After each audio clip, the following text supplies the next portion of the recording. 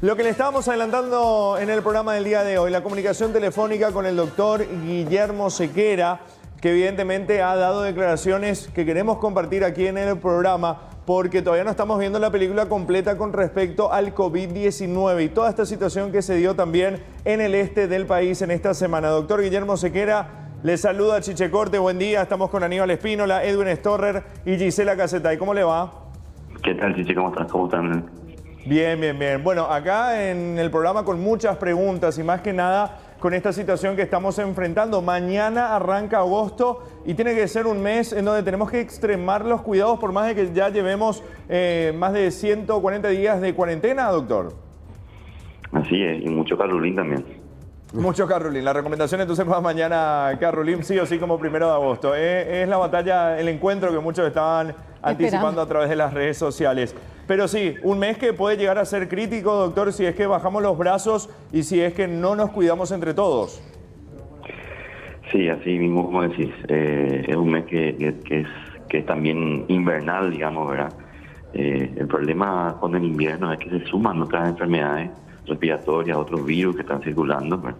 En menor medida que el año pasado. Hay que ser claro también, ¿verdad? Según las estadísticas, el número de consultas que tenemos por problemas respiratorios es 1/3 más o menos de lo que teníamos en esta fecha el año pasado, ¿verdad?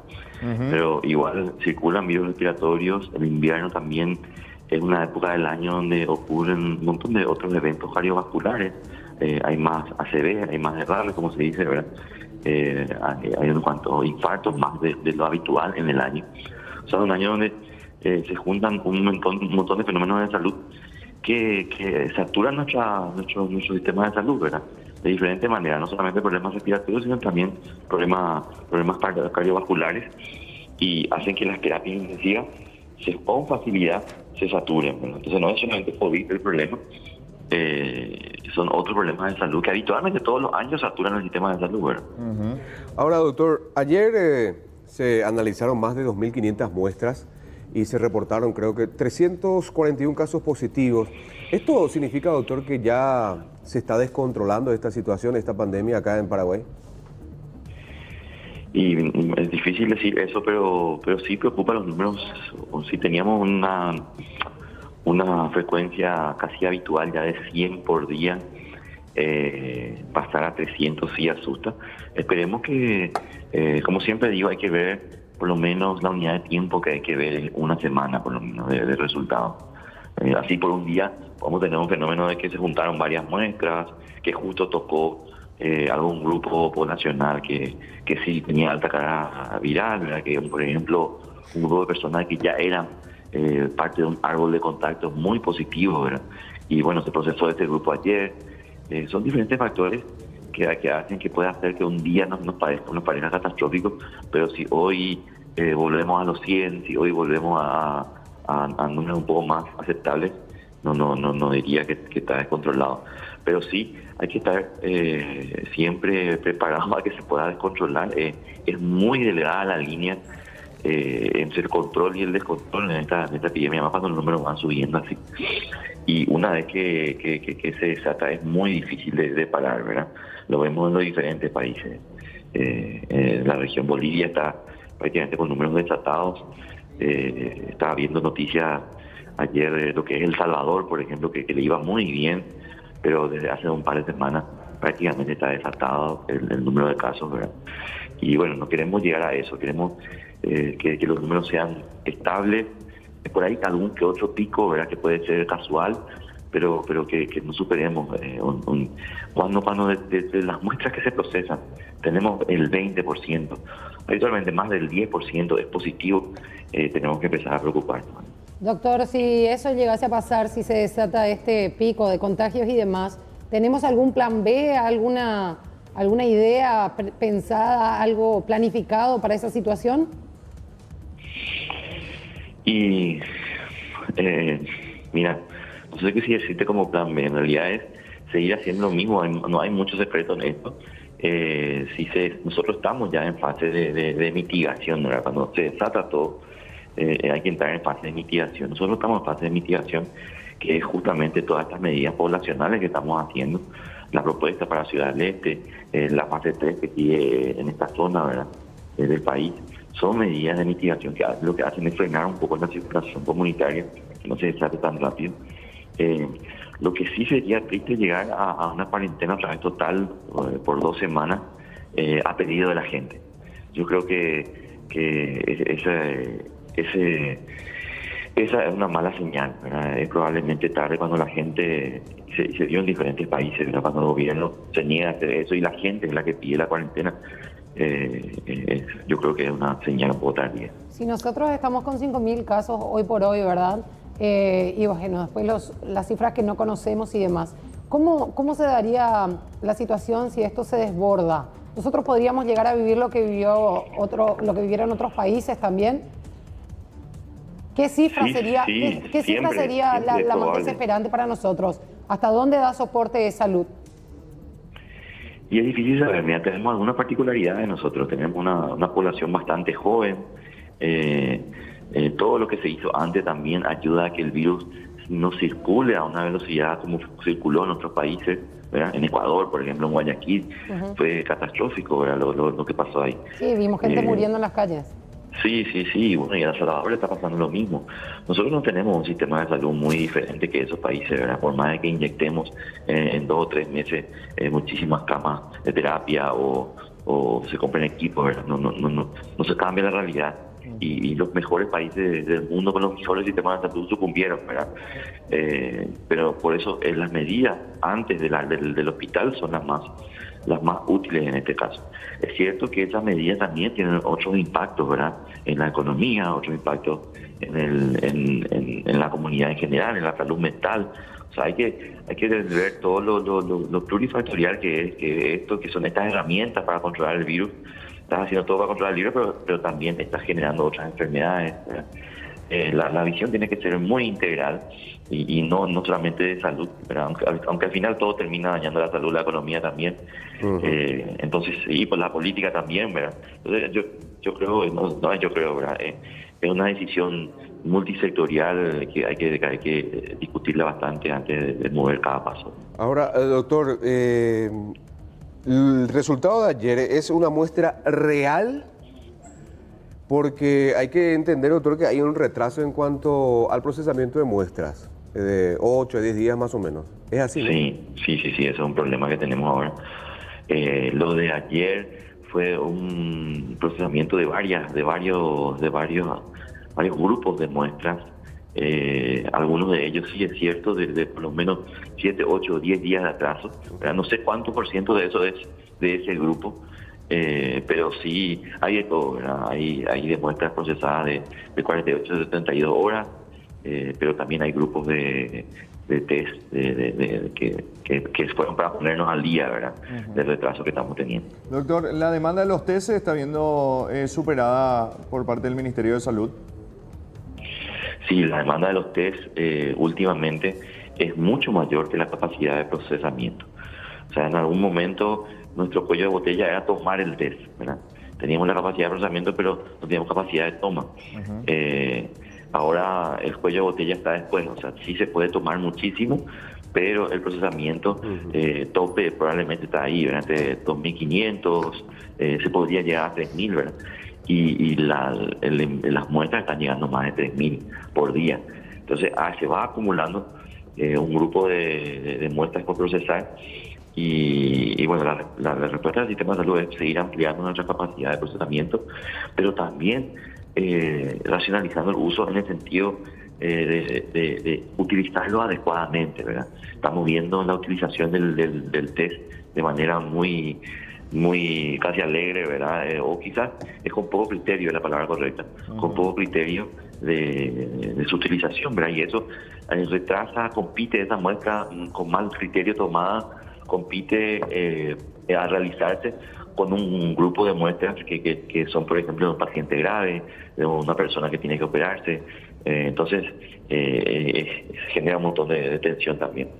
Doctor, si bien pocos pacientes que ingresaron a terapia intensiva terminaron sobrepasando la enfermedad, el virus, ¿Hay procedimientos distintos para cada paciente en terapia intensiva o todos reciben el mismo procedimiento y en algunos reaccionó mejor y en otros no? ¿Es una cuestión de metabolismo, de fisiología de cada uno o todos reciben el mismo procedimiento una vez en terapia intensiva? Todos reciben el mismo protocolo, pero depende mucho del problema también que hay de fondo. Estamos viendo casos de COVID con problemas respiratorios complicados, a veces con alguna bacteria también. Nos tocó tener también problemas respiratorios en la base de una persona diabética no controlada. Se suman también personas que tienen enfermedad pulmonar obstructiva crónica, que tienen ya problemas pulmonares, en quienes el COVID hace más daño.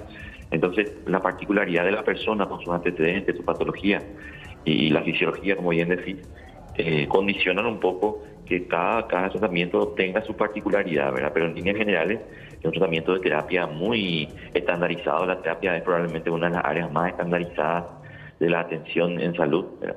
Y sí, tiene las particularidades dependiendo mucho del metabolismo de la persona, pero está muy estandarizada la respuesta. ¿Y estas personas que se salvaron o que pudieron sobrepasar, tienen algo en común? Digo, como para tener de ejemplo, como para ya saber si alguien entra con esa complicación, ya sea de base, qué resultó, qué no resultó. Lo que sí, el traslador de gravedad obviamente es la edad.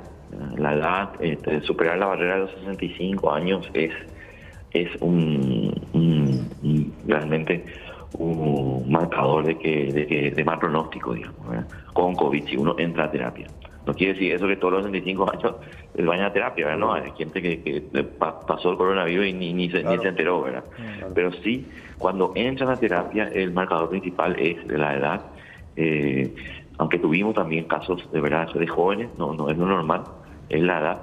Y en el caso de los jóvenes, la complicación más frecuente que estamos viendo, que no ayuda dentro del cuadro COVID, es la diabetes, ¿verdad? También hay problemas cardiovasculares, ¿verdad? Pero nuestra experiencia está mostrando que es la diabetes el fenómeno que más complica en todas las edades, también en los adultos, pero sí de manera muy importante en los jóvenes. Tenemos el paciente de 19 años que había fallecido, ¿verdad? Con diabetes. Eso tampoco quiero decir, parece que generamos, los diabéticos están temblando ya. No es así, ¿verdad? Hay un montón, probablemente de esos 5.000 casos que tenemos, hay un 10%, unos 500 que son diabéticos y superaron la enfermedad. Y acá lo importante es estar bien controlado con tu patología de base. Si uno es diabético, estar al día con sus controles, la hemoglobina glicada bien controlada, la medicación estable, bien controlada. Es la oportunidad para ajustar un poco todo.